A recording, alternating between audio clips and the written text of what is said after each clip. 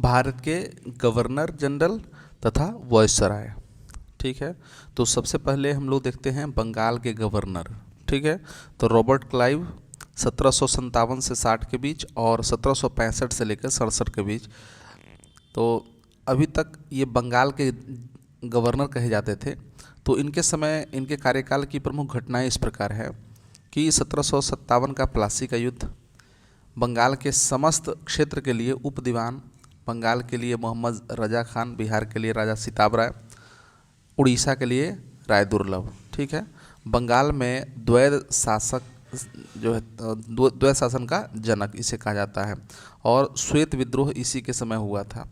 1765 में इलाहाबाद की संधियाँ हुई 12 अगस्त और 16 अगस्त को, जैसे कि अवध के नवाब शुजाउद्दौला से एवं मुगल सम्राट शाह आलम द्वितीय से। उसके बाद है कि सलाबत जंग तथा आलमगीर द्वितीय द्वारा उमरा की उपाधि दी गई थी। ठीक है, सलाबत जंग तथा आलमगीर द्वितीय द्वारा उमरा की उपाधि दी गई थी। क्लाइव ने सेना के तीनों केंद्रों की स्थापना की, इलाहाबाद, मुंगेर व बांकीपुर। वेंसीटाट के समय हमें एक महत्वपूर्ण बात याद रखना है कि उनके समय बक्सर का युद्ध हुआ था 1764 में। कार्टियर के समय में बंगाल में भयंकर अकाल पड़ा था। ठीक है, वारेन हेस्टिंग्स बंगाल का अंतिम गवर्नर, बंगाल में द्वैत शासन को समाप्त इसने किया और 1772 में प्रत्येक जिले में एक फौजदारी तथा दीवानी अदालतों की स्थापना की। ठीक है, अब यहाँ से जो बंगाल के गवर्नर थे वो बंगाल के गवर्नर जनरल हो गए। ठीक है, और सबसे पहला जो बंगाल का गवर्नर जनरल बनाया गया वह वारेन हेस्टिंग्स को बनाया गया और कार्यकाल था इनका 1774 से लेकर के 1785 तक। और वारेन हेस्टिंग्स इससे पहले 1772 से लेकर 1774 तक ये बंगाल के गवर्नर थे। अब बंगाल के गवर्नर जनरल बने तो इनके समय कौन कौन सी घटनाएं हुई, तो रेगुलेटिंग एक्ट 1773 के तहत वारेन हेस्टिंग्स को बंगाल का पहला गवर्नर जनरल बनाया गया। कलकत्ता में सुप्रीम कोर्ट की स्थापना की गई। 1781 का अधिनियम, इसके तहत गवर्नर जनरल तथा उसकी जो काउंसिल है एवं कलकत्ता उच्चतम न्यायालय के मध्य शक्तियों का कार्यक्षेत्र स्पष्ट रूप से विभाजित कर दिया गया। ठीक है, नंद कुमार पर अभियोग लगाकर फांसी की सजा हुई। इस मुकदमे को न्यायिक हत्या की संज्ञा दी जाती है। 1781 में मुस्लिम शिक्षा सुधार के लिए कलकत्ता में प्रथम मदरसा स्थापित हुआ था। 1785 से 82 के बीच प्रथम मराठा युद्ध तथा 1782 में सालबाई की संधि हुई थी। 1780 से 84 का द्वितीय आंग्ल मैसूर व मंगलोर की संधि हुई थी। 1784 का पिट्स इंडिया एक्ट, जिसमें परिषद के सदस्यों की संख्या 4 से घटाकर 3 कर दी गई थी। ठीक है, 1774 में विलियम जोन्स द्वारा एशियाटिक सोसाइटी ऑफ बंगाल की स्थापना वारेन हेस्टिंग्स के समय में ही हुआ। चार्ल्स विल्किंसन द्वारा गीता व हितोपदेश का अंग्रेजी में अनुवाद किया गया। राजकीय कोषागार मुर्शिदाबाद से कलकत्ता स्थानांतरित कर दिया गया। इजारीदारी प्रथा का प्रारंभ हुआ। हिंदू और मुस्लिम कानूनों को संहिताबद्ध किया गया। अभिज्ञान शाकुंतलम का अंग्रेजी अनुवाद कराया गया। देसी रियासतों के साथ घेरे की नीति, याद रखेंगे, रिंग्स ऑफ फेयर, घेरे की नीति ये वारेन हेस्टिंग्स के समय में ही लाया गया था। प्रथम रोहिल्ला युद्ध 1774 में हुआ। 1775 में आसफुद्दौला के साथ फैज़ाबाद की संधि हुई थी। नोट में देखें कि पिट्स इंडिया एक्ट 1784 के विरोध में इस्तीफा देकर जब वारेन हेस्टिंग्स 1785 में इंग्लैंड पहुंचा तो एडमंड बर्ग द्वारा उसके ऊपर महाभियोग का मुकदमा दायर किया गया, परंतु 1795 में इसे सभी आरोपों से मुक्त कर दिया गया। अब इनके बाद आते हैं, वारेन हेस्टिंग्स के बाद लॉर्ड कॉर्नवालिस, और इसका कार्यकाल कितना है, 1786 से लेकर 1793 तक, और अगली बार आते हैं 1805 में। जिले के समस्त अधिकार कलेक्टर के हाथ में सौंप दिए गए। ठीक है, जिले के समस्त अधिकार कलेक्टर के हाथ में सौंप दिए गए। तीसरा आंग्ल मैसूर युद्ध हुआ और श्रीरंगपट्टनम की संधि, ये कॉर्नवालिस के समय की बात है। इसके बाद है कॉर्नवालिस संहिता का निर्माण 1793 में, जिसमें अनेक न्यायिक सुधारों का उल्लेख था।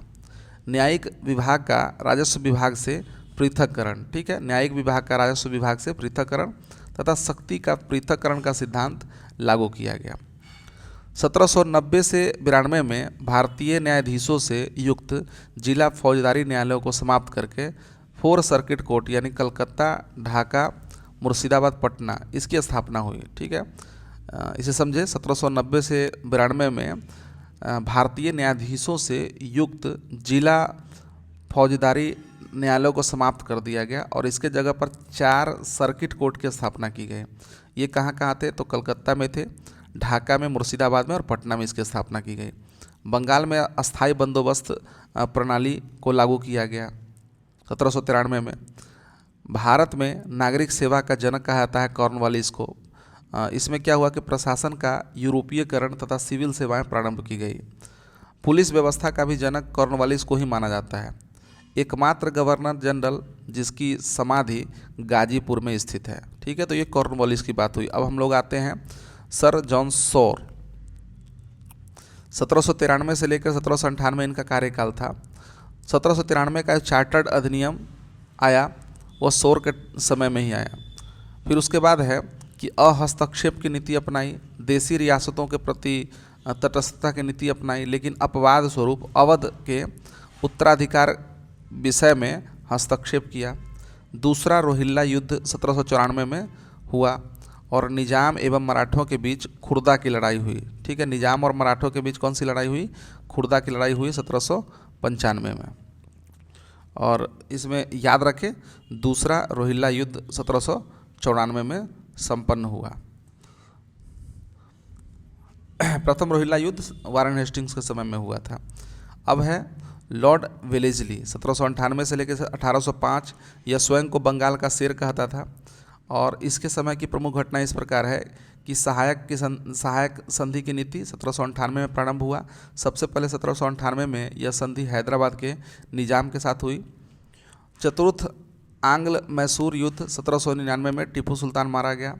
मैसूर 1799, तंजौर 1799, अवध 1801 का प्रशासन अपने हाथों में ले लिया। बसीन की संधि हुई। ठीक है, बसीन की संधि 1802 में। द्वितीय आंग्ल मराठा युद्ध हुआ 1803 से 1805 के बीच। 1799 में प्रेस पर सेंसर लगाया गया, जो कि भारतीय प्रेस पर प्रतिबंध लगाने की यह पहली घटना मानी जाती है। इसके अंतर्गत अब संपादक, मुद्रक व स्वामी का नाम स्पष्ट रूप से छापना होगा और सभी प्रकार के जो तत्वों, प्रकाशक सामग्री को सरकार के पास प्री सेंसरशिप हेतु भेजना होता था। यह सबसे पहला सेंसरशिप का कानून था जो कि वेलेस्ली के समय में लगा था। लॉर्ड लेक के नेतृत्व में 1803 में अंग्रेज़ों ने लाल किले पर कब्जा कर लिया और ऑक्टरलोनी लाल किले का पहला ब्रिटिश रेजिडेंट बना। 1802 में एमिन्स की संधि के तहत पांडिचेरी पुनः फ्रांसीसियों को दे दी गई। कलकत्ता में फोर्ट विलियम कॉलेज की स्थापना की गई 1800 में। सिविल सेवकों के प्रशिक्षण हेतु की गई थी। ये फोर्ट विलियम कॉलेज की स्थापना की गई थी सिविल सेवकों को ट्रेनिंग देने के लिए, किंतु 1802 में इसको बंद करके हेलबरी में ही प्रशिक्षण दिया गया। वेलेस्ली के बाद अब आते हैं बार्लो। 1805 से लेकर 1807 के बीच। तो रियासतों में अहस्तक्षेप की नीति का समर्थक था और इसके समय में बेल्लोर की सिपाही विद्रोह जो है 1806 में बेल्लोर का सिपाही विद्रोह, ये बार्लो के समय में ही हुआ था। अब आते हैं लॉर्ड मिंटो प्रथम। ठीक है, मिंटो के समय में एक सबसे बड़ी घटना थी चार्ल्स मेटकॉफ और रंजीत सिंह के मध्य अमृतसर की संधि अप्रैल 1809 में। सिंध के साथ शाश्वत मित्रता की संधि की गई और 1813 का चार्टर्ड एक्ट लॉर्ड मिंटो के समय में ही आया था। लॉर्ड मिंटो के बाद लॉर्ड हेस्टिंग्स, याद रखें वारेन हेस्टिंग्स से ही अलग है, और 1813 से लेकर के 1823 इनका कार्यकाल है। ठीक है, तो लॉर्ड हेस्टिंग्स के समय में क्या हुआ कि आंग्ल नेपाल युद्ध 1814 से लेकर 16 के बीच और सुगौली की संधि हुई 1816 में। फिर है कि तृतीय आंग्ल मराठा युद्ध 1816 से लेकर 1819 के बीच मराठा परिसंघ का कंपनी के साम्राज्य में विलय हो गया और सुगौली की संधि के बाद हेस्टिंग्स को मार्क्वेस ऑफ हेस्टिंग्स की उपाधि दी गई। ठीक है, 1818 में ब्रिटिश रेजिडेंट चार्ल्स मेटकॉफ ने राजपूत रियासतों के साथ संधि की। 1817 में कलकत्ता में डेविड हेयर ने हिंदू कॉलेज की स्थापना की। 1817 में कलकत्ता में डेविड हेयर ने हिंदू कॉलेज की स्थापना की। पिंडारियों का दमन व पेशवा पद को समाप्त करने की घोषणा की गई। इसके बाद है कि रैयतवारी बंदोबस्त 1820 में लागू किया गया मद्रास के गवर्नर टॉमस मुनरो द्वारा। 1822 में हॉल्ट मैकेंजी के द्वारा पंजाब में महलवारी व्यवस्था की शुरुआत हुई थी। ठीक है, रैयतवारी और महलवारी दोनों व्यवस्था लॉर्ड हेस्टिंग्स के समय में ही प्रारंभ हुआ था। 1822 का टेनेंसी एक्ट यानी कि काश्तकारी अधिनियम बंगाल में लागू हुआ था। अब आते हैं और लॉर्ड एमहर्स्ट, इनका कार्यकाल 1823 से लेकर 1828 था। एमहर्स्ट के समय में दो तीन घटनाएं प्रमुख थी, जैसे कि प्रथम आंग्ल बर्मा युद्ध 1824 से लेकर 1826 के बीच, और यह यांडबू की संधि से समाप्त हुआ। प्रथम आंग्ल बर्मा युद्ध यांडबू की संधि 1826 में समाप्त हुआ। 1824 में बैरकपुर का सैन्य विद्रोह, ठीक है, 1824 में बैरकपुर का सैन्य विद्रोह एमहर्स्ट के समय में ही हुआ। अब लॉर्ड विलियम बेंटिक के विषय में पढ़ते हैं। ये एज ए बंगाल के गवर्नर जनरल, ठीक है, बंगाल के गवर्नर जनरल के रूप में इनका कार्यकाल था 1828 से लेकर 1833। ठीक है, तो इन दौरान क्या हुआ कि 1829 में सती प्रथा पर रोक लगाया गया। ठगी प्रथा का अंत किया गया 1830 में। कर्नल स्लीमैन ने ठगों के विरुद्ध अभियान चलाया। सरकारी सेवाओं में भेदभाव का अंत किया गया। 1833 के चार्टर्ड एक्ट की धारा 87 के तहत योग्यता को ही सेवा का आधार स्वीकार कर लिया गया। कलकत्ता मेडिकल कॉलेज की नींव डली इनके समय में, विलियम बेंटिक के समय में। कॉर्नवालिस द्वारा स्थापित सर्किट कोर्ट को बंद कर दिया गया, जो 4 जगह चालू किया गया था। वह न्यायालय में फारसी भाषा के स्थान पर देसी भाषाओं को अपनाया गया। और कोल विद्रोह, इसके समय में कोल विद्रोह हुआ था 1831 से लेकर 32 के बीच। अब भारत का गवर्नर जनरल, जो बंगाल के गवर्नर जनरल थे, उनको भारत का गवर्नर जनरल कहा गया। और ये प्रथम गवर्नर जनरल थे, भारत के गवर्नर जनरल, वो लॉर्ड विलियम बेंटिक थे। ठीक है, तो और अंतिम बंगाल के गवर्नर जनरल, वो भी याद रखिएगा। बंगाल के अंतिम गवर्नर जनरल और भारत के प्रथम गवर्नर जनरल, ये दोनों लॉर्ड विलियम बेंटिक ही थे। तो इनके जो भारत के गवर्नर जनरल के रूप में इसमें कौन कौन सी घटनाएं हुई? 1833 के चार्टर्ड एक्ट द्वारा बंगाल के गवर्नर जनरल को 1833 का जो चार्टर्ड एक्ट था उसके तहत हुआ था ये। तो बंगाल का जो गवर्नर जनरल था उसे भारत का गवर्नर जनरल बना दिया, और भारत का प्रथम governor general Lord William Bentinck थे। अफीम के व्यापार को नियमित किया, और अब यह बम्बई से ही निर्यात की जा सकती थी। आगरा प्रेसिडेंसी का 1834 में निर्माण किया गया। विधि आयोग का गठन किया गया। 1835 का शिक्षा संबंधी प्रस्ताव शिक्षा सुधार तथा अंग्रेजी भाषा को उच्च शिक्षा का माध्यम बनाया जाने की घोषणा इनके समय में हुई। और कुप्रशासन के आधार पर मैसूर, कुर्ग और कछार की रियासतों का विलय किया गया। लॉर्ड मेटकॉफ, इनका कार्यकाल मात्र 1 साल का था, 1835 से लेकर 1836 के बीच। इन्होंने बड़ा काम किया भारतीयों के दृष्टिकोण से। इन्होंने प्रेस पर से जो भी प्रतिबंध थे उसको हटाया, और इसीलिए इनको भारतीय प्रेस का मुक्तिदाता कहा जाता है, चार्ल्स मेटकॉफ को। ठीक है, अब आगे है ऑकलैंड। 1836 से लेकर 1842 तक इनका कार्यकाल है। ऑकलैंड के समय में ही क्या हुआ था कि प्रथम आंग्ल अफगान युद्ध हुआ था। भारत में शिक्षा एवं पाश्चात्य चिकित्सा पद्धति का विकास हुआ था। शेरशाह सूरी का नाम बदलकर जीटी रोड, शेरशाह सूरी मार्ग का नाम बदलकर जीटी रोड रखा गया, मतलब ग्रैंड ट्रंक रोड रखा गया। ठीक है, 1838 में ऑकलैंड रंजीत सिंह और अफगान शासक शाह शुजा के साथ त्रिपक्षीय संधि हुई थी। ऑकलैंड, रंजीत सिंह और अफगान शासक शाह शुजा के साथ त्रिपक्षीय संधि हुई थी। अगले गवर्नर जनरल हैं लॉर्ड एलन बरो। 1842 से लेकर 1844 के बीच इनका कार्यकाल था। ओल्ड मैन इन हरी उपनाम इनका है, old man in Hari. Old man in Hari इनका उपनाम है। और सिंध का विलय एलन बरो के समय में 1843 में, माफ़ कीजिए, 1843 में हुआ था। भारत में दास प्रथा का अंत 1843 के अधिनियम 5 के द्वारा हुआ था। दास प्रथा का अंत याद रखें, कन्फ्यूजन होता है। सती, देखिए सती प्रथा और ठगी प्रथा, ठीक है, ये दोनों लॉर्ड विलियम बेंटिक के समय में हुआ था। और यहाँ पर कौन सा है, दास प्रथा, ये लॉर्ड एलनबरो के टाइम में हुआ, ठीक है। और अधिनियम कौन सा था, 5। 1843-44 में ही देसी भाषा में ग्रामीण शिक्षा के विकास के लिए थॉमसन योजना प्रस्तुत की गई। लॉर्ड हार्डिंग प्रथम 1844 से लेकर 1848 के बीच। हार्डिंग प्रथम के समय में क्या हुआ, प्रथम आंग्ल सिख युद्ध 1845 से लेकर 1886 में हुआ। लाहौर की संधि हुई 1846 में, यानी प्रथम आंग्ल सिख युद्ध हुआ और इसका समापन लाहौर की संधि के साथ हुआ, तो यह हार्डिंग के समय में ही हुआ था। खोंड जनजाति के बीच प्रचलित नर बलि पर इसने रोक लगाई थी। अब आगे है लॉर्ड डलहौजी, ठीक है, 1848 से लेके 1856 के बीच। तो द्वितीय आंग्ल सिख युद्ध, देखिए प्रथम आंग्ल सिख लाहौर की संधि के साथ संपन्न हुआ, ये 1846 में, यह हार्डिंग के समय में हुआ। अब है 1848 से लेकर 49 के बीच, ये द्वितीय आंग्ल सिख युद्ध हुआ और पंजाब का कंपनी साम्राज्य में विलय हो गया अंततः 1849 में।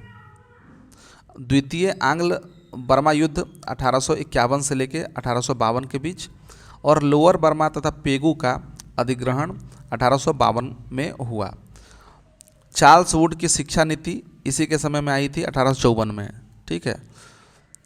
इसके बाद, जिसको वुड डिस्पैच भी कहा जाता है, आप इसमें कंफ्यूज मत होइएगा कि चार्ल्स वुड की शिक्षा नीति 1854 में आई थी। फिर है व्यपगत का सिद्धांत लागू हुआ था और यह व्यपगत का सिद्धांत डलहौजी इसी के लिए जाने जाते हैं, तो इसे जरूर याद रखें। व्यपगत का सिद्धांत लागू हुआ, इसके अंतर्गत सतारा, जैतपुर व संबलपुर, बघाट, उदयपुर, झांसी, नागपुर व अवध का कंपनी साम्राज्य में विलय किया गया। 1855 में करौली का भी विलय किया गया, किंतु इसे बोर्ड ऑफ कंट्रोल ने मान्यता नहीं दी, अर्थात इसे वापस लौटाना पड़ा। अवध का विलय आउटरम रिपोर्ट के आधार पर कुप्रशासन का आरोप लगाकर किया गया था, ठीक है। 1853 में बम्बई एवं थाना के बीच प्रथम रेलगाड़ी चली थी और डाकघर अधिनियम पारित हुआ था 1854 में, ठीक है। भारत के बंदरगाहों को अंतर्राष्ट्रीय व्यापार के लिए खोल दिया गया और विधवा पुनर्विवाह अधिनियम 1856 का मसौदा तैयार किया गया था, ये डलहौजी के समय में। और भी है, तो ठीक है। 1800 इनका कार्यकाल कितना है, 1848 से लेके 1856 ईस्वी के बीच, ठीक है। तो इसे देखें। और भी है, सिक्किम को भारत में मिला लिया गया, ठीक है, सिक्किम को भारत में मिला लिया गया। लॉर्ड डलहौजी द्वारा PWD यानी कि सार्वजनिक निर्माण विभाग की भी स्थापना की गई और इसी के तहत गंगा नहर का निर्माण हुआ तथा पंजाब में बारी दोआब में 2 नहरों का निर्माण किया गया। बंगाल के लिए इसने उप गवर्नर का पद सृजित किया। जो प्रदेश नए नए अधिगृहित किए गए थे उन्हें प्रत्यक्ष शासन में ले लिया गया। इसे नॉन रेगुलेशन सिस्टम कहा गया। 1854 में शिक्षा सुधार के लिए वुड डिस्पैच आया। इसे भारतीय शिक्षा का मैग्ना कार्टा कहा गया। इसे मैकाले की टपकन नीति को त्याग दिया और प्रारंभिक शिक्षा देसी भाषा में देने की अनुशंसा के साथ स्त्री शिक्षा पर निजी क्षेत्र को भी शिक्षा में निवेश की अनुशंसा की, ठीक है। पेशवा का पेंशन समाप्त कर दिया गया। संथाल विद्रोह जो है 1855-56 में यह चला। इसी काल में डलहौजी ने ग्रीष्मकालीन राजधानी शिमला को बनाया और वहाँ एक सैन्य मुख्यालय भी गठित किया। डलहौजी को यह श्रेय दिया जाता है कि उसने सैन्य विभाग को सार्वजनिक विभाग से अलग करके एक नया विभाग बना दिया। अब कैनिंग आते हैं, लॉर्ड कैनिंग। इनका कार्यकाल 56 से 57, 1856 से 57 के बीच है और 1856 से 57 के बीच एज ए भारत के गवर्नर जनरल के रूप में है, ठीक है। तो 1857 में इन्होंने कलकत्ता, मद्रास और बम्बई में 3 नए विश्वविद्यालयों की स्थापना की। भारत का अंतिम गवर्नर जनरल। और इसी के समय में 1857 का विद्रोह हुआ, ठीक है। विद्रोह के बाद क्या होता है कि महारानी विक्टोरिया का शासन हो जाता है देश पर, यानी ब्रिटिश शासन डायरेक्ट अपने अधीन भारत के शासन व्यवस्था को ले लेती है। तो उसके बाद से ये जो गवर्नर जनरल है, भारत का गवर्नर जनरल, वो पद समाप्त होकर के भारत के वायसराय के रूप में इस पद को बनाया जाता है। तो ये वायसराय जो थे, इसमें सबसे प्रथम वायसराय लॉर्ड कैनिंग को ही माना जाता है। और लॉर्ड कैनिंग 1856 से 57 तक बंगाल, माफ़ कीजिए, भारत के गवर्नर जनरल रहे। और भारत के वायसराय 1858 से लेकर 1862 के बीच रहे। ठीक है, तो भारत का प्रथम वायसराय 1858 का शासन, भारत शासन अधिनियम कंपनी के शासन की समाप्ति तथा शासन का प्रत्यक्ष नियंत्रण ब्रिटिश ताज के हाथों में आ गया। ठीक है, विधवा पुनर्विवाह अधिनियम 1856 जो बना था उसको लागू किया गया। ईश्वर चंद्र विद्यासागर की महत्वपूर्ण भूमिका इसमें थी। 1860 में नील विद्रोह, यूरोपीय सेना द्वारा श्वेत विद्रोह किया गया 1859 में। नागरिक विधि संहिता 1859 में, आईपीसी भारतीय दंड संहिता 1860 में तथा फौजदारी विधि संहिता 1861 में इसका निर्माण किया गया। भारतीय परिषद अधिनियम 1861 लागू हुआ। 1861 में हाई कोर्ट एक्ट पारित हुआ तथा संपूर्ण देश में एक ही दंड संहिता लागू की गई। पोर्टफोलियो व्यवस्था की शुरुआत हुई। भारत में पहली बार आयकर लगाया गया, जिसे ब्रिटिश अर्थशास्त्री विल्सन द्वारा प्रस्तुत किया गया था। अब इनके बाद आते हैं लॉर्ड एल्गिन प्रथम। ये इनका कार्यकाल 1862 से लेकर 1863 था। वहाबी आंदोलन का दमन किया इसने, एल्गिन ने। 1862 में बम्बई, कलकत्ता तथा मद्रास में हाई कोर्ट की स्थापना हुई। कुछ स्रोतों में 1865 बताया गया है। ठीक है, तो आगे है कि लॉर्ड जॉन लॉरेंस, ठीक है, इनका कार्यकाल 64 से लेकर के 69 था, 1864 से लेकर 1869। भूटान युद्ध हुआ 1865 में। इसी के समय उड़ीसा में सन 1866 में तथा बुंदेलखंड के राजपुताना में 1868-69 में भीषण अकाल पड़ा था। कैंपबेल के नेतृत्व में एक अकाल आयोग की स्थापना की गई थी। अफगानिस्तान में अहस्तक्षेप की नीति का पालन किया। 1866 में इलाहाबाद हाई कोर्ट की स्थापना हुई। लॉर्ड मेयो 1869 से लेकर 1872 का कार्यकाल था। भारतीय युवराजों के अध्ययन के लिए अजमेर में मेयो कॉलेज की स्थापना की गई। आर्थिक विकेंद्रीकरण की नीति आरंभ की गई। कृषि विभाग की स्थापना की गई। 1872 में भारत की पहली जनगणना हुई। भारतीय विवाह विच्छेद अधिनियम 1869 लागू किया गया। सांख्यिकी सर्वेक्षण विभाग का गठन किया गया। पोर्ट ब्लेयर में शेर अली द्वारा इसकी हत्या कर दी गई। नॉर्थ ब्रुक को पढ़ते हैं। 1872 से लेकर 1876 इनका कार्यकाल है। प्रिंस ऑफ वेल्स की भारत यात्रा 1875-76 में। अलीगढ़ में सैयद अहमद खान द्वारा मोहम्मडम एंग्लो ओरिएंटल कॉलेज को प्रोत्साहन किया गया। 1872 में पंजाब में कूका विद्रोह का दमन किया और भारतीय साक्ष्य अधिनियम 1872 नॉर्थ ब्रुक के समय में ही प्रभावी हुआ। लॉर्ड लीटन को पढ़ते हैं। लॉर्ड लीटन 1876 से लेकर 1880 इनका कार्यकाल था। लीटन विख्यात कवि, उपन्यासकार और निबंध लेखक था तथा साहित्य जगत में ओवन मेरिडिथ के नाम से यह जाना जाता था। 1876 से लेकर 1878 में भयंकर दुर्भिक्ष यानी कि अकाल पड़ा, जिससे मद्रास, बंगाल, मैसूर, हैदराबाद, मध्य भारत में कई हिस्से तथा पंजाब बुरी तरह से प्रभावित हुए। रिचर्ड स्ट्रेची के अध्यक्षता में अकाल आयोग की नियुक्ति की गई। राजकीय उपाधि अधिनियम या शाही पद अधिनियम लागू किया गया। प्रथम दिल्ली दरबार का आयोजन हुआ था 1 जनवरी 1877 को। ठीक है, ब्रिटेन की महारानी विक्टोरिया को कैसर ए हिंद की उपाधि से विभूषित किया गया। वर्नाक्युलर प्रेस एक्ट 1878 पारित करके देसी भाषा के भारतीय समाचार पत्रों पर कठोर प्रतिबंध लगा दिया गया। 1878 में ही भारतीय शस्त्र अधिनियम पारित करके शस्त्र रखने एवं इसके व्यापार के लिए लाइसेंस लेना अनिवार्य कर दिया। द्वितीय आंग्ल अफगान युद्ध 1878 से लेकर 80 के बीच संपन्न हुआ। इसने सिविल सेवा परीक्षाओं में प्रवेश की अधिकतम आयु सीमा को घटा करके 21 वर्ष से लेकर 19 वर्ष कर दी गई। ठीक है, अब लॉर्ड रिपन का कार्यकाल आता है 1880 से लेकर 84 के बीच और भारत में स्वशासन का जनक इसे कहा जाता है। पंडित मदन मोहन मालवीय ने 1909 में कांग्रेस अधिवेशन में कहा कि रिपन भारतीय वायसराय में सबसे अधिक लोकप्रिय था।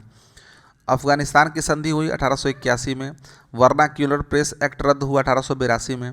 श्रमिक सुधार के लिए प्रथम कारखाना अधिनियम 1881 में। मैसूर के शासक को गद्दी की वापसी मिली 1881 में। वित्तीय विकेंद्रीकरण की नीति का नियमीकरण किया गया। स्थानीय स्वशासन संबंधी सरकारी प्रस्ताव 1882 में पारित हुए। सर विलियम हंटर की अध्यक्षता में हंटर आयोग की नियुक्ति 1882 में, जिसे 1854 के बाद देश में शिक्षा की दिशा में प्राथमिक और माध्यमिक स्तर पर किए गए सुधारों व प्रयासों की समीक्षा करनी थी। इल्बर्ट बिल विवाद 1883 से 84 के बीच। इल्बर्ट बिल के द्वारा यूरोपीय लोगों के मामले में सुनवाई हेतु भारतीय न्यायाधीशों पर लगाई गई अयोग्यताओं पर पाबंदी को हटा लिया गया था। अब भारतीय न्यायाधीश भी यूरोपीय लोगों के जुड़े मामलों की सुनवाई कर सकते थे। इस प्रावधान का यूरोपीय लोगों ने विरोध किया। नियमित जनगणना की शुरुआत 1881 में हुआ। फ्लोरेंस नाइटिंगेल ने रिपन को भारत का उद्धारक की संज्ञा दी। ठीक है, फ्लोरेंस नाइटिंगेल ने रिपन को भारत का उद्धारक कहा। ठीक है, अब लॉर्ड डफरिन। तृतीय आंग्ल बर्मा युद्ध तथा बर्मा का अंतिम रूप से भारत में विलय हुआ डफरिन के समय में। भारतीय राष्ट्रीय कांग्रेस की स्थापना हुई 1885 में 28 दिसंबर को। बंगाल टेनेंसी एक्ट 1885 तथा पंजाब टेनेंसी एक्ट 1887 में पारित हुआ। नागरिक सेवा के विकास के लिए एचिसन आयोग भारत आया और डफरिन के काल में ही इलाहाबाद विश्वविद्यालय की स्थापना 1887 में हुई। अब हम लोग देखते हैं लॉर्ड लैंसडाउन। इनका कार्यकाल था 1888 से लेकर 1894। दूसरा कारखाना अधिनियम 1891 में लागू हुआ। भारतीय परिषद अधिनियम 1892 अस्तित्व में आया। 1893 में डूरंड आयोग की स्थापना की गई भारत अफगानिस्तान सीमा रेखा के निर्धारण के लिए। 1891 में सम्मति आयु विवाह अधिनियम पारित हुआ। 1893 में अफीम आयोग का गठन हुआ। फिर उसके बाद आते हैं लॉर्ड एल्गिन द्वितीय। ठीक है, एल्गिन द्वितीय 1894 से लेकर 1898 इनका कार्यकाल था। इसने घोषणा की कि हमने भारत को तलवारों के बल पर जीता है और तलवार के बल पर ही इसे अधीन रखेंगे। 1894 में इसने कहा कि भारत हमारे साम्राज्य की धूड़ी है। यदि हमारे साम्राज्य का कोई अन्य राज्य अलग हो जाता है तो हम जीवित नहीं रह सकते। तो हम जीवित रह सकते हैं, लेकिन यदि भारत को हम खो देते हैं तो हमारे साम्राज्य का सूर्य अस्त हो जाएगा। ठीक है, मतलब ये बात जो है लॉर्ड एल्गिन द्वितीय ने कहा था। पुणे में प्लेग का प्रकोप इसी के समय हुआ और चापेकर बंधुओं द्वारा 2 ब्रिटिश अधिकारियों की हत्या की गई। अकाल की जांच के लिए लॉयल आयोग का गठन किया गया। 1895 में भारतीय व्यय की जांच के लिए वेल्बी आयोग का गठन किया गया। अब आते हैं लॉर्ड कर्जन को पढ़ते हैं। 1899 से लेकर के 1905 इनका कार्यकाल था और भारत का सबसे अलोकप्रिय वायसराय। ठीक है, रोनाल्डसे ने कर्जन की जीवनी लिखी। ठीक है, रोनाल्डसे जो है इनकी जीवनी लिखी थी। कर्जन के कार्यों को आधार बताते हुए गोखले ने इनको आधुनिक भारत का औरंगजेब कहा। ठीक है, केंद्रीय गुप्तचर गोखले ने इनको आधुनिक भारत का औरंगजेब कहा था, याद रखेंगे। फिर केंद्रीय गुप्तचर व्यवस्था की शुरुआत हुई।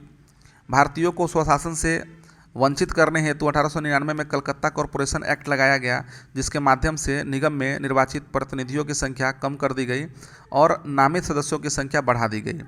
1899 में भारतीय टंकन व पत्र मुद्रा अधिनियम के द्वारा पाउंड को भारत में मान्य घोषित किया गया। 1 पाउंड 15 रुपये के बराबर थी उस समय। 1900 में पंजाब भूमि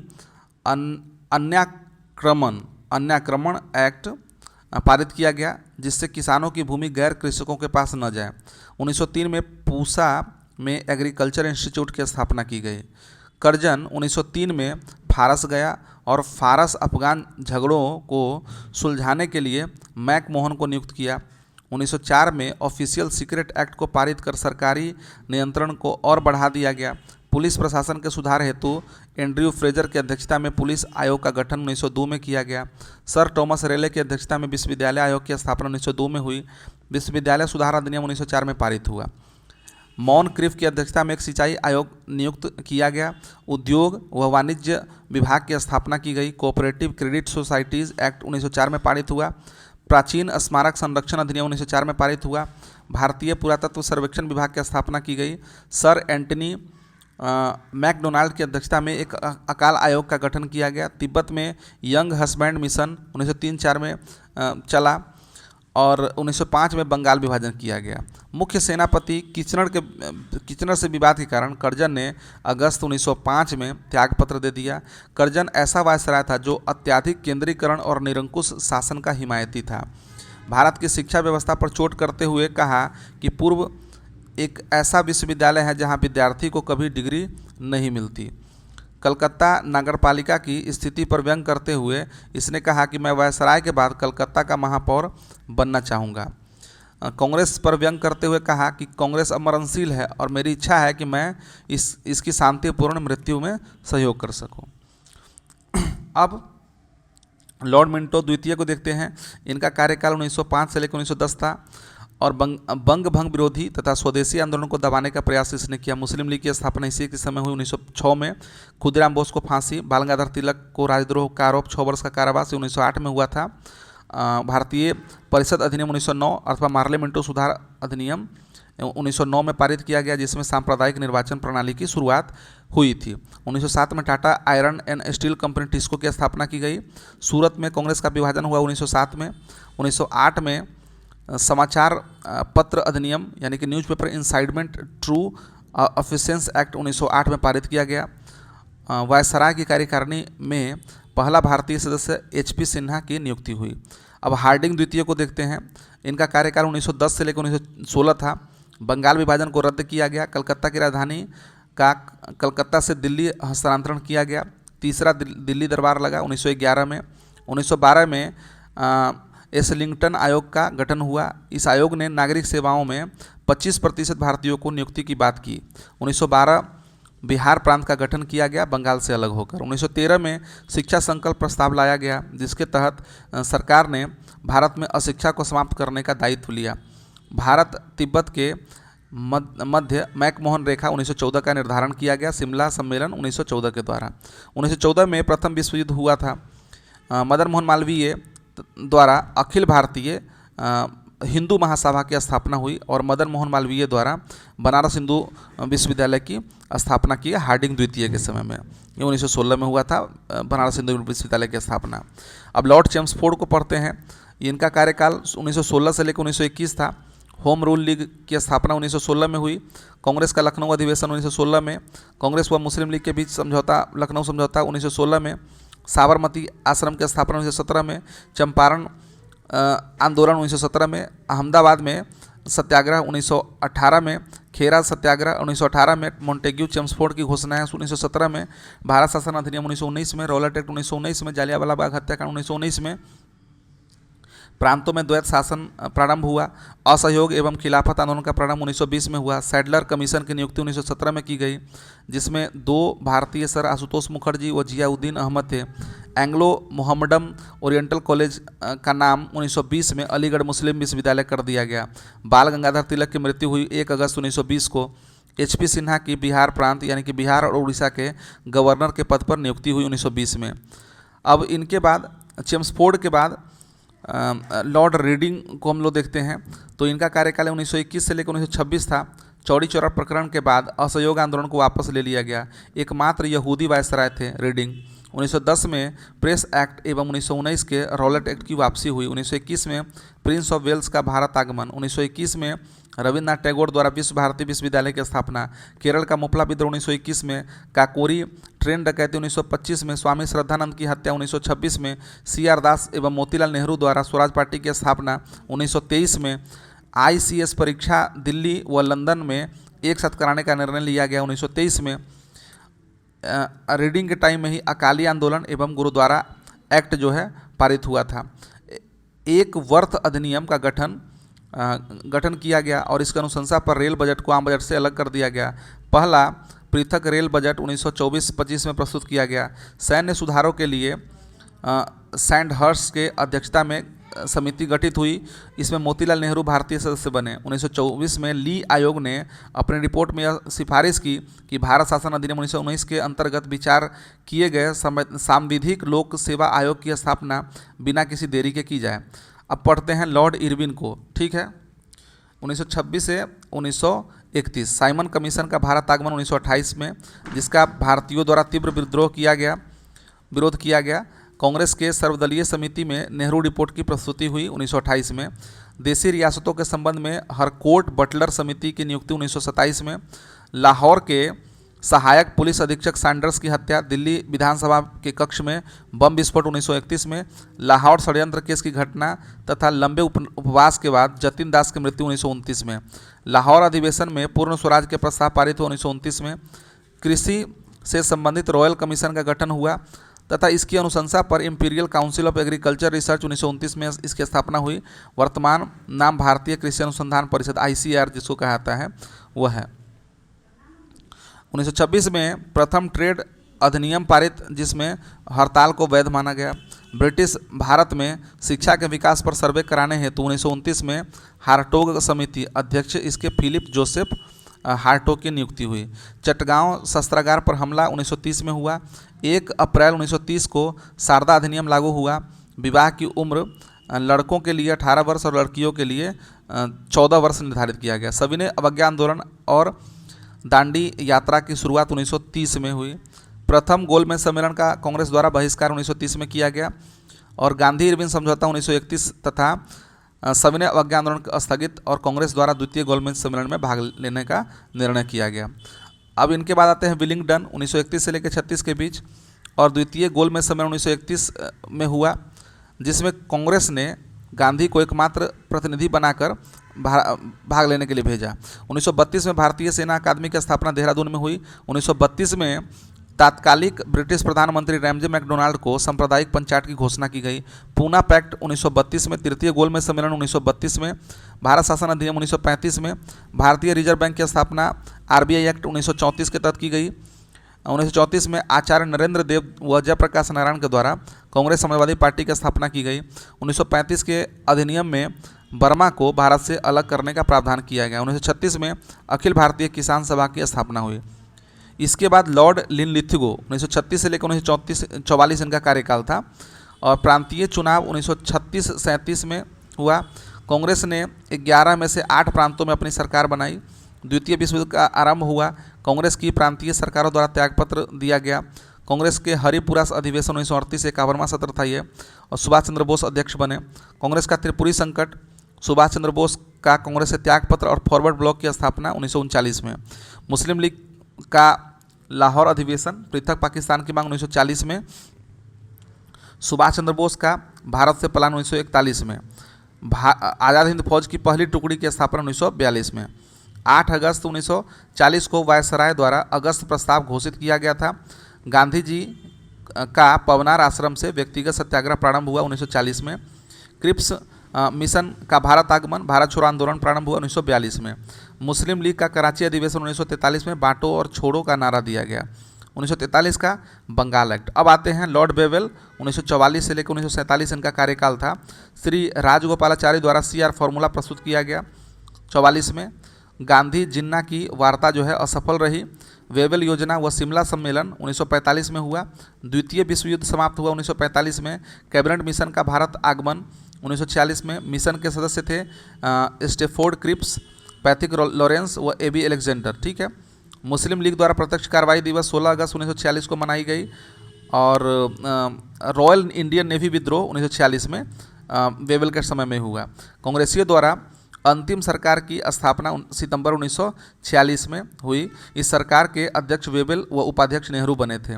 ब्रिटेन के प्रधानमंत्री क्लेमेंट एटली ने भारत को स्वतंत्र करने की घोषणा 20 फरवरी 1947 को की गई। अब लॉर्ड माउंटबेटन फरवरी 1947 से लेकर जून 1948 तक रहे।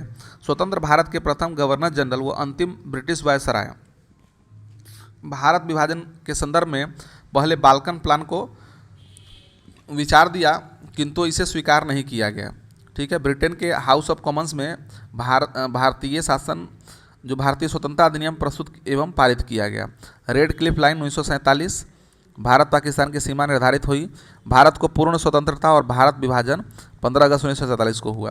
14 अगस्त को पाकिस्तान और 15 अगस्त को भारत आज़ाद हुआ। 30 जनवरी 1948 को गांधी जी की हत्या हुई। ठीक है। और स्वतंत्र भारत के प्रथम और अंतिम गवर्नर जनरल कौन थे? तो चक्रवर्ती राजगोपालाचारी थे। 21 जून 1948 से लेकर 26 जनवरी 1950 तक रहा। तो दोस्तों हम लोगों ने जितने भी गवर्नर थे, बंगाल के गवर्नर, फिर भारत के गवर्नर जनरल, बंगाल के गवर्नर जनरल, भारत के गवर्नर जनरल और वायसराय जो भी थे, हमने इसे पूरा किया। ठीक है, तो मिलते हैं अगले वीडियो में।